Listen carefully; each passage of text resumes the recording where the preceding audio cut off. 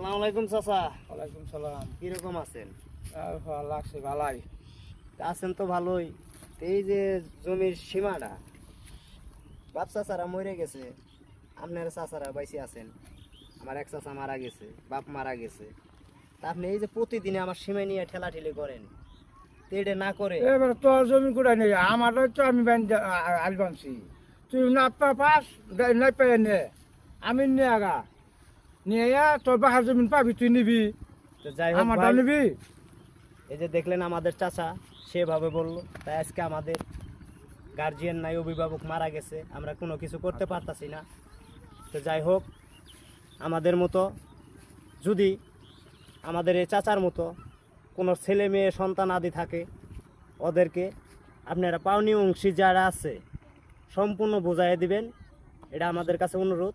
এরকম বুকামি আর কেউ করবেন না। মাওরা ফোলা বাড়ি যাওরা।